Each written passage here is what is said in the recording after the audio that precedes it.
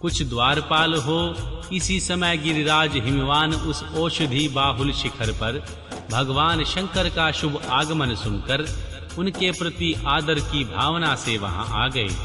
आकर सेवकों सहित गिरिराज ने भगवान रुद्र को प्रणाम किया, उनकी पूजा की और अत्यंत प्रसन्न होकर हाथ जोड़कर उनका सुंदर स्तवन किया।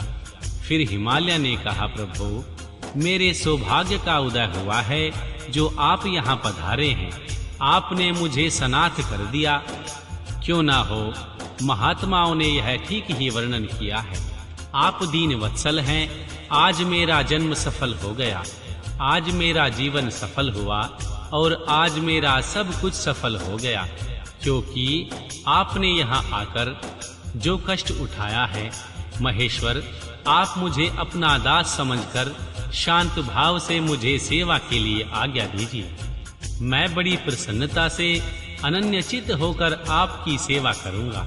श्री ब्रह्मा जी कहते हैं, हे नारद, गिरिराज का यह वचन सुनकर महेश्वर ने किंचित आंखें खोली और सेवकों सहित हिमवान को देखकर सेवकों सहित गिरिराज को उपस्थित देख ध्यान योग में स्थित हुए जगदीश्वर वृषभध्वज ने मुस्कुराते हुए कहा।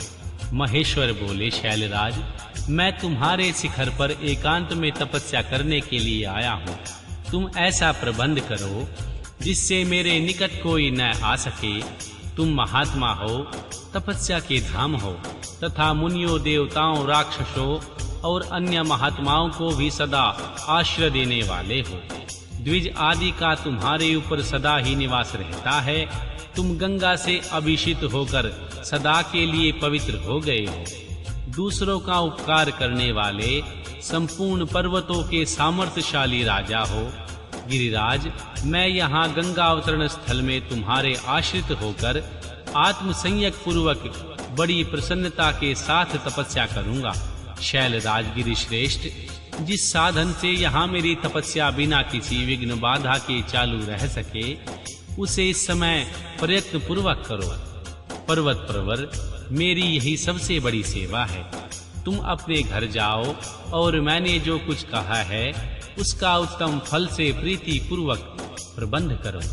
श्री ब्रह्मा जी कहते हैं, हे नारद, ऐसा कहकर सृष्टिकर्ता जगदीश्वर भगवान शंभु चुप हो गए। उस समय गिरिराज ने शंभु से प्रेम पूर्वक यह बात कही, जगन्नाथ, परमेश्वर, आज मैंने अपने प्रदेश में स्थित हुए आपका स्वागत पूर्वक पूजन किया है। यही मेरे लिए महान सौभाग्य की बात है। अब आपसे और क्या प्रार्थना करूं महेश्वर। कितने ही देवता बड़े बड़े यत्न का आश्रय ले महान तप करके भी आपको नहीं पाते।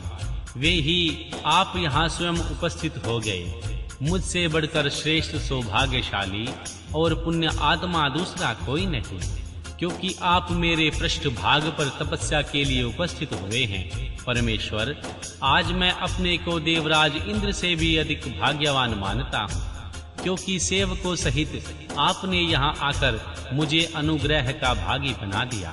देवेश, आप स्वतंत्र हैं। यहाँ बिना किसी विघ्न बाधा के उत्तम तपस्या कीजिए। प्रभो, मैं आपका दास हूँ, अतः सदा आपकी आज्ञा के अनुसार सेवा करूँगा। श्री ब्रह्मा जी कहते हैं, हे नारद, ऐसा कहकर गिरिराज हिमालय तुरंत अपने घर को लौट आए। उन्होंने अपनी प्रिया मैना को बड़े आदर से वह सारा वृतांत कह सुनाया।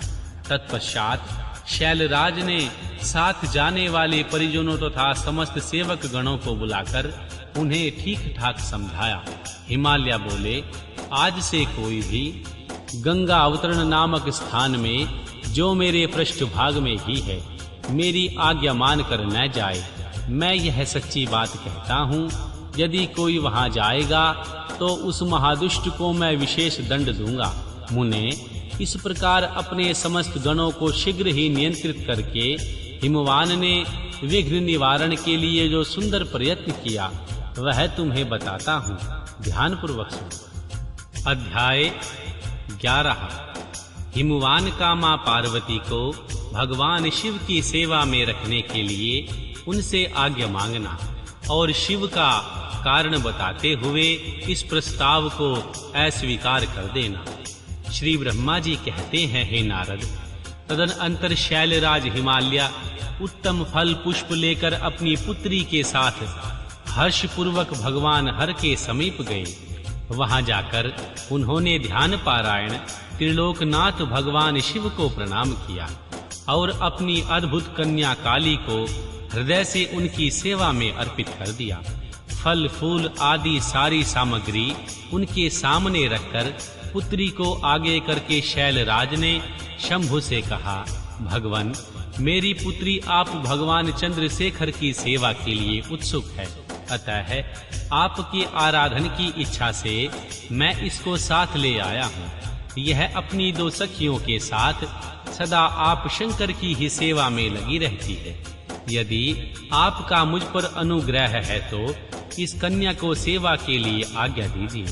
तब भगवान शंकर ने उस परम मनोहर करुणा रूपिणी कन्या को देखकर आंखें मूंद ली और अपने त्रिगुणातीत अविनाशी परम तत्व में उत्तम रूप का ध्यान आरंभ किया। उस समय सर्वेश्वर एवं सर्वव्यापी जटाजूटधारी वेदांत वेद चंद्रकला विभूषण शंभु उत्तम आसन पर बैठकर नेत्र बंद किए तप और ध्यान में लगे रहे। यह देखकर हिमाचल ने मस्तक झुकाकर पुनः उनके चरणों में प्रणाम किया।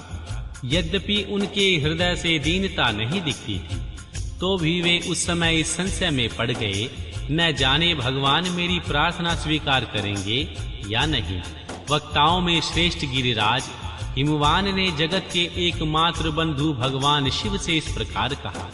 हिमालय बोले, देवादिदेव महादेव, करुणा सागर शंकर प्रभो, मैं आपकी शरण में आया हूँ, आंखें खोलकर मेरी ओर देखिए। हे शिव, सर्व महेशान, जगत को आनंद प्रदान करने वाले प्रभु महादेव जी, आप संपूर्ण आपत्तियों का निवारण करने वाले हैं। मैं आपको प्रणाम करता हूँ। स्वामिन प्रभो, मैं अपनी इस पुत्री के साथ प्रतिदिन आपका दर्शन करने के लिए आऊंगा, इसके लिए मुझे आदेश दीजिए। उनकी यह बात सुनकर देवादिदेव महेश्वर ने आंखें खोलकर ध्यान छोड़ दिया और कुछ सोच विचार कर कहा। महेश्वर बोले, गिरिराज, तुम अपनी इस कुमारी कन्या को घर में रखकर ही नित्य मेरे दर्शन को आ सकते हो, अन्यथा मेरा दर्शन नहीं हो सकता। महेश्वर की ऐसी बात सुनकर शिवा के पिता हिमवान मस्तक झुकाकर उन भगवान शिव से बोले, प्रभु, यह तो बताइए किस कारण से मैं इस कन्या के साथ आपके दर्शन के लिए नहीं आ सकता? क्या यह कन्या आपकी सेवा के योग्य नहीं है? फिर इसे नहीं लाने का क्या कारण है? यह मेरी समझ में नहीं आता। यह सुनकर भगवान वृषभध्वज शंभु हंसने लगे और विशेषतः दुष्ट योगियों को लोकाचार का दर्शन कराते हुए वे हिमालय से बोले, शैलराज, यह कुमारी सुंदर कटी प्रदेश से सुशोभित, चंद्रमुखी और शुभ लक्षणों से संपन्न है, इसलिए इसे मेरे समीप तुम्हें नहीं लाना चाहिए। इसके लिए मैं तुम्हें बारंबार रोकता हूँ। वेद के पारंगत विद्वानों ने नारी को माया रूपिणी कहा है। विशेषतः युवती स्त्री तो तपस्वी जनों के तप में विघ्न डालने वाली होती ही है। गिरिश्रेष्ठ, मैं तपस्वी योगी और सदा माया से निर्लिप्त रहने वाला हूँ। मुझे युवती से क्या प्रयोजन है? तपस्वियों के श्रेष्ठ आश्रय हिमालय, इसलिए फिर तुम्हें ऐसी बात नहीं करनी चाहिए, क्योंकि तुम वेदोक्त धर्म में प्रवीण, ज्ञानियों में श्रेष्ठ और विद्वान हो। आचल राज, स्त्री के संग से मन में शीघ्र ही विषय वासना उत्पन्न हो जाती है, उससे वैराग्य नष्ट होता है और वैराग्य न होने से पुरुष उत्तम तपस्या से भ्रष्ट हो जाता है। इसलिए शैल, तपस्वी को स्त्रियों का संग नहीं करना चाहिए, क्योंकि स्त्री महाविषय वासना की जड़ है एवं ज्ञान वैराग्य का विनाश करने वाली होती हैं। श्री ब्रह्मा जी कहते हैं, हे नारद, इस तरह की बहुत सी बातें कहकर महायोगिनी शिरोमणि भगवान महेश्वर चुप हो गए। देवऋषि शंभु का यह निरमा निष्प्रह और निष्ठुर वचन सुनकर काली के पिता हिमवान चकित हो कुछ व्याकुल और चुप हो गए। तपस्वी शिव की कही हुई यह बात सुनकर और गिरिराज हिमवान को चकित हुआ जानकर भवानी पार्वती उस समय भगवान शिव को प्रणाम करके विशद वचन में बोली।